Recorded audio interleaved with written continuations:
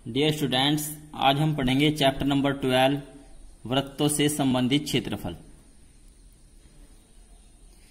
वृत्तों से संबंधित क्षेत्रफल में यानी कि वृत्त के क्षेत्रफल, लघु त्रिज्याखंड का क्षेत्रफल, दीर्घ त्रिज्याखंड का क्षेत्रफल, लघु वृत्तखंड का क्षेत्रफल, ठीक है, ये सब हम पढ़ेंगे। यदि किसी वृत्त की त्रिज्या, कोई वृत्त है, इसकी त्रिज्या r है, तो यदि किसी वृत्त की त्रिज्या r है तो उस वृत्त का क्षेत्रफल होगा पाई r स्क्वायर। वृत्त का क्षेत्रफल इक्वल टू होता है पाई r स्क्वायर, ठीक है। वृत्त की परिधि 2 पाई r। अब क्षेत्रफल क्या होता है? देखिए, क्षेत्रफल से रिलेटेड आपको ये जानना जरूरी है कि क्षेत्रफल होता क्या है। कोई वस्तु जितना स्थान घेरती है वह उसका क्षेत्रफल कहलाता है। ये एक वृत्त है और इसने ये सारा भाग घेरा हुआ है, तो ये सब इसका क्षेत्रफल है, ये सब, ठीक है। और वृत्त की परिधि, एक बिंदु है, इस बिंदु से ये जो सर्किल बना हुआ है यहां से, ये इसकी परिधि है, यहां से ये इसकी परिधि, ठीक है।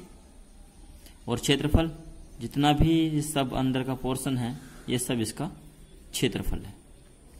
वृत्त की परिधि 2 पाई r, वृत्त का क्षेत्रफल पाई r स्क्वायर, ठीक है। अब देखिए, यहां पे एक सर्किल है,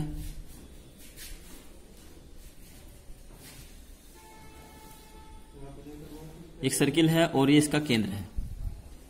यदि कोई जीवा वृत्त को 2 भागों में बांटती है तो इसमें से जो छोटा भाग है इसे कहेंगे लघु वृत्तखंड, लघु वृत्तखंड, और ये जो बड़ा भाग है इसे कहेंगे दीर्घ वृत्तखंड, दीर्घ वृत्तखंड, ठीक है।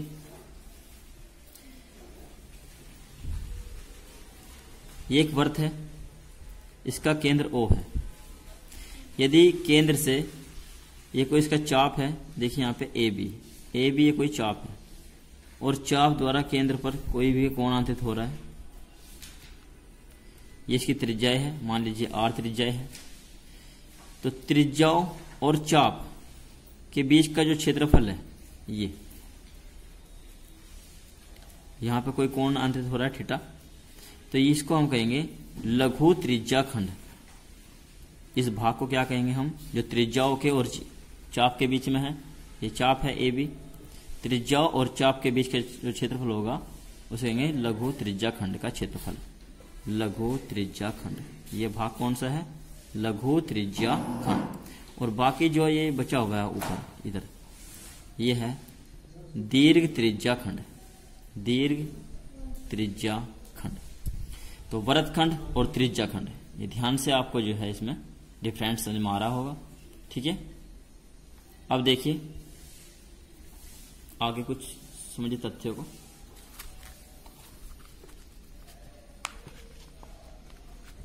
इस पूरे चैप्टर में आपको 5 से 6 फॉर्मूले ही याद रखने हैं।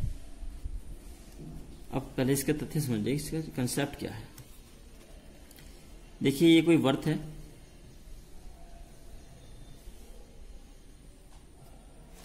और एक वृत्त अपने केंद्र पर कितना इसका कोण अंतरित करता है? 360 अंश का, यानी कि इसका जो कोण होगा वो कंप्लीट जो एंगल होगा 360 अंश,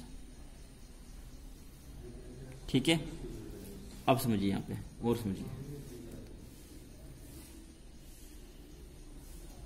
ये एक वृत्त है और वृत्त का क्षेत्रफल होता है पाई r स्क्वायर। क्या होता है? पाई r स्क्वायर। यदि हमने इस वृत्त को 2 समान भागों में डिवाइड कर दिया तो उनमें से एक भाग का जो क्षेत्रफल होगा वो होगा 1/2 पाई आर स्क्वायर, यानी कि इसका जो क्षेत्रफल था, यानी कि वृत्त का जो क्षेत्रफल है वो पाई आर स्क्वायर है, और इसको हमने दो भागों में बांट दिया, तो उसमें से एक भाग का क्षेत्रफल होगा 1/2 पाई आर स्क्वायर। ठीक है, दूसरे भाग का भी 1/2 पाई आर स्क्वायर होगा 1 का। ठीक है, अब यदि हमने इसको 4 भागों में बांट दिया, समान 4 भागों में एक वृत्त को, तो उसमें से एक भाग का जो क्षेत्रफल बनेगा वो बनेगा 1/4 पाई आर स्क्वायर, यानी कि जो पाई आर स्क्वायर वृत्त का क्षेत्रफल है इसको समान 4 भागों में बांट दिया, तो उसमें से एक भाग का जो क्षेत्रफल बनेगा वो बनेगा 1/4 पाई आर स्क्वायर। तो आपको ध्यान रखना है, जितने भी हम समान भाग करेंगे वृत्त के, उसको हम उतने ही पार्ट ले। यहाँ पे 1/4, जैसे 4 पार्ट में किया तो 1/4। अब यदि इसके 8 हम इक्वल 8 पार्ट कर देंगे, ये 6 और ये इक्वल 8 पार्ट हो गए, तो इसमें से एक पार्ट का जो क्षेत्रफल बनेगा, एक पार्ट का वो बनेगा 1/8 pi r square, 1/8 pi r square. एक वृत्त है, इसका केंद्र है O, ये केंद्र बिंदु है इसका, और इसके समान हमने 8 भाग कर दिए, 8 भाग, और उसमें से हम कह रहे हैं कि 1 2 3 इन 3 भाग का क्षेत्रफल कितना होगा। तो कितने भाग का क्षेत्रफल ज्ञात करना है, 3 भाग का। कितने इक्वल पार्ट है इसके, 8, तो इसका क्षेत्रफल होगा 3/8, यानी कि 8 में से 3 भाग का, और पाई आर स्क्वायर।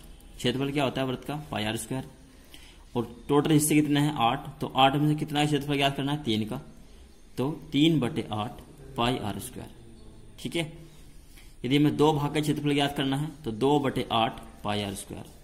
4 भाग का क्षेत्रफल ज्ञात करना है, 4/8 पाई आर स्क्वायर। 5 का भाग का ज्ञात करना है तो 5/8 पाई आर। जितने भी टोटल पार्ट होंगे उससे डिवाइड कर देना है, जितने पार्ट का हमें एरिया फाइंड करना है उससे मल्टीप्लाई कर देना है। ठीक है, ऐसे ही यहाँ पे एंगल पा जाएगा। ये कंप्लीट एंगल होता है 360 अंश का। इसके हमने 4 भाग कर लिए, तो इसमें से प्रत्येक भाग 90-90 अंश का होगा, 90-90 अंश, ये भी, ये भी, ये भी। तो ये जो पार्ट हो रहा है, देखिए यहां से यहां तक ये त्रिज्या है, ये भी त्रिज्या है। तो जब त्रिज्या से यहां से पार्ट कटेगा वृत्त का, तो इसे हम कहेंगे त्रिज्या खंड। ठीक है, तो ये यहाँ पे त्रिज्या हो गई, ये भी त्रिज्या हो गई, तो ये पार्ट क्या होगा, त्रिज्या खंड हो गया। अब त्रिज्या खंड कितना अंश का कोणांतरित कर रहा है, 90 अंश का कोणांतरित कर रहा है। कितने में से, 360 में, मतलब कंप्लीट 360 अंश है, उसमें से केवल हमें 90 डिग्री का ही एरिया फाइंड करना है। तो 90/360 और पाई आर स्क्वायर, ये वृत्त का क्षेत्रफल है। तो इस भाग का क्षेत्रफल बनेगा 90/360 पाई आर स्क्वायर। 90 को हम और 360 डिवाइड करेंगे, 0 से 0 कैंसिल हो गए, 9 चौक 36, 1/4, यानी कि 1/4 पाई आर स्क्वायर इसका क्षेत्रफल आ गया। ऐसे जैसे हमने आपको समझाया था कि जब इस वृत्त के समान 4 भाग करेंगे तो उसमें से एक भाग का क्षेत्रफल बनेगा 1/4 पाई आर स्क्वायर, समझा था। तो यहां से देखिए, ये भी एंगल के हिसाब से भी ये कंप्यूटर जो है बिल्कुल श्योर हो रहा है कि जब हम किसी भी वृत्त को, जितने एंगल का हमें उसका एरिया फाइंड करना है, जो कि किसी चाप द्वारा केंद्र पर बनाया गया है, जितने भी एंगल का हमें एरिया फाइंड करना है उसके अपॉन 360 लिख करके पाई आर स्क्वायर से मल्टीप्लाई कर देंगे। जैसे कि मान लीजिए ये 360 अंश का हो गया, कंप्लीट 360 अंश बैठेगा। तो यदि हम इसके बहुत छोटे छोटे पार्ट करें कि 360 अंश 1 डिग्री, 2, 3, 4, 5, 6, 7, इस तरह से करते करते यहाँ तक आ जाएंगे 90 डिग्री, 90 पार्ट हो जाएंगे। फिर बहुत छोटे छोटे पार्ट करते चले जाए इसके, तो कितने पार्ट बनेंगे इसके सारे, तो ये बनेंगे 360 पार्ट। अगर 1 डिग्री का एक पार्ट, 1 डिग्री, फिर इस तरह से अगर हम पार्टली पार्ट इसको 360 भाग में तोड़ दे तो टोटल भाग 360 बैठेंगे। अब उसमें से मान लीजिए हमें 60 अंश का जो कोणांतरित कर रही है ये चाप, सॉरी ये जो चाप है ए बी, ये मान लीजिए 60 अंश का कोणांतरित कर रहा है केंद्र पर, और इसका क्षेत्रफल हमें ज्ञात करना है। तो इन 360 पार्ट मान लेंगे। फिर जब भी हमसे बात आएगी क्षेत्रफल में कि जब किसी चाप द्वारा केंद्र पर आंतरिक कोण 60 अंश का है या 70 अंश का है या 75 अंश का है, कितने भी अंश का हो, बस जितने भी अंश का वो पार्ट होगा उसके अपॉन 360 और pi r square. Pi r square वर्त का क्षेत्रफल होता है, ठीक है। और यदि मान लीजिए ये कोई वर्त है और इस वर्त का एक चाप है ए बी और ये केंद्र पर थीटा कोण आंतरित करता है, कितना कोण, थीटा कोण, ये केंद्र है इसका ओ, ये कोण थीटा है, थीटा अंश। तो ये जो पार्ट है इसको हम कहेंगे लघु त्रिज्याखंड, जैसे ऊपर समझा कि ये कौन सा पार्ट होगा, लघु त्रिज्याखंड, त्रिज्या भाग से काटा गया है। तो लघु त्रिज्याखंड का क्षेत्रफल कितना बनेगा, देखो ये कंप्लीट पार्ट जो होंगे, क्योंकि अंशों में बात हो रही है तो अंश कितने होंगे कंप्लीट, 360 अंश, उसमें से कितने पार्ट का निकालना है, थीटा अंश का निकालना है।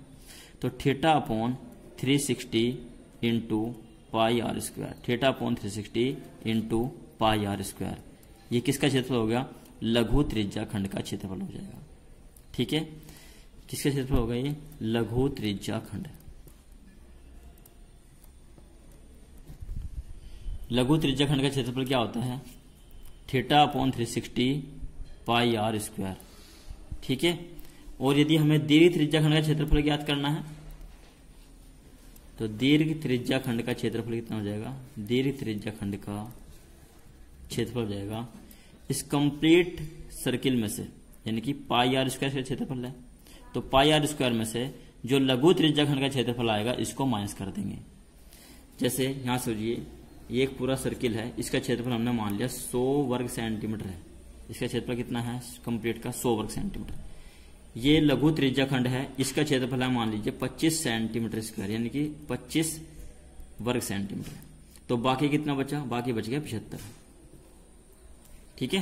तो यानी कि अगर हमें कंप्लीट का पता है और लघु त्रिज्याखंड का पता है तो कंप्लीट में से लघु त्रिज्याखंड को घटा देंगे, दीर्घ त्रिज्याखंड क्षेत्रफल आ जाएगा। तो दीर्घ त्रिज्याखंड का क्षेत्रफल होता है पाई आर स्क्वायर, यानी कि वर्त का क्षेत्रफल माइनस लघु त्रिज्याखंड का क्षेत्रफल, लघु त्रिज्याखंड का क्षेत्रफल। 1 2 3 4 ये 4 फॉर्मूले फिलहाल आपको याद रखने हैं, ठीक है। एक फॉर्मूला और मैं लिखवा रहा हूं, वृत्तखंड, लघु वृत्तखंड का क्षेत्रफल। ये कोई जीवा है ए बी और इसके द्वारा केंद्र पर जो आंतरिक कोण है मान लीजिए थीटा है, तो लघु वृत्तखंड का जो हिस्सा होगा ये पार्ट लघु वृत्तखंड है और इसके बाद का जो सारा पार्ट है ये दीर्घ त्रिज्याखंड है। तो लघु वृत्तखंड का क्षेत्रफल बराबर होता है theta upon 360 pi r square minus